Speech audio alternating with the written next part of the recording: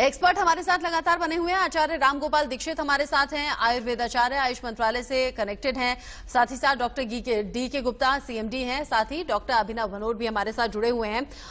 Doctor D के गुप्ता, जिस तरह की स्थिति फिलहाल बनी हुई है, कारपूल को लेकर हमने बात कर ली, कुछ घरेलू नुस्खे रामगोपाल जी ने हमारे साथ शेयर कर लिए, लेकिन हम बार बार कह रहे हैं बहुत ज्यादा जरूरत नहीं है तो घर से मत निकलिए। लेकिन वो लोग क्या करें जो एसेंशियल सर्विसेज से जुड़े हुए हैं, जैसे कि हम लोग भी हैं?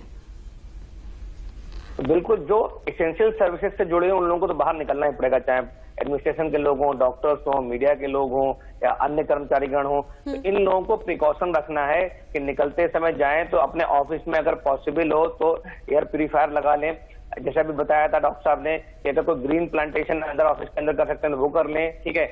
बाहर बीच में अगर काढ़ा पी सकते हैं या अगर चाहें तो थोड़ा रेस्ट ले लें, बीच में लगातार काम ना करें। फ्लूइड्स खूब सारे लें, तरल पदार्थों का ज्यादा सेवन करें, एंटीऑक्सीडेंट्स लें। तो अगर इन सब साथ में एक और इम्पोर्टेंट चीज बताना चाहूंगा मैं, इस समय सबको ध्यान रखना चाहिए कि हम सबको फ्लू शॉट लेना चाहिए, कि फ्लू शॉट इस समय जरूरी है, बिकॉज इस समय मौसम बदल रहा है, पॉल्यूशन भी है, कोरोना भी है। तो अगर कोई फ्लू का इन्फेक्शन होगा तो वो हो सकता है सीरियस हो जाए। तो फ्लू शॉट एंड न्यूमोनिया का वैक्सीन जहां जहां रिकमेंडेड है, जिस जिस एज ग्रुप में, उन सबको हमें लेना चाहिए। तो ये हम सावधानी रख सकते हैं। हमें सबसे ज्यादा इंपॉर्टेंट बात यह है कि जो सोर्सेज क्या है उन सोर्सेज पे काम करें।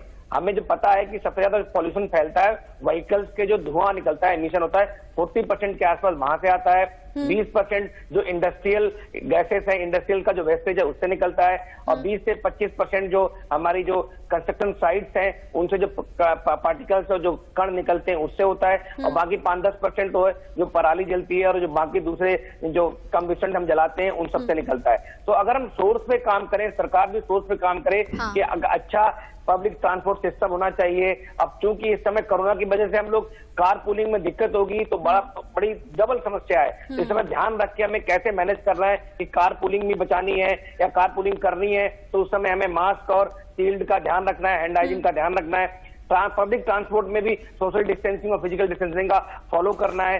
तो हमें सोर्स पे काम करना चाहिए। इंडस्ट्रियल गैसेस जो निकलती हैं तो सारी इंडस्ट्रीज में ये कंपलसरी कर देना चाहिए कि सब लोग एसटीपी और ईटीपी प्लांट लगाएं। सोर्स जो आप दिखा रहे थे कि यमुना में इतना सारा वेस्टेज आ रहा है, अगर ये सोर्स पे ठीक हो जाएगा, वहीं हम वाटर को क्लीन करके यमुना में डालेंगे या नाले नली में जाएगा तो जो गंदगी है वो कम हो जाएगी। जैसे हम लोग सरकार टीडीएस काटती है ना, सोर्स पे पहले पैसे काट लेते हैं, तब जाता है पैसा, टैक्स पहले ही काट लेते हैं। तो ऐसे ही सोर्स पे गंदगी को हम क्लियर निकाल दें एसटीपी और ईटीपी प्लांट लगा के, तो शायद जो पानी का जो जल प्रदूषण है वो भी हमारा बहुत कम हो जाएगा।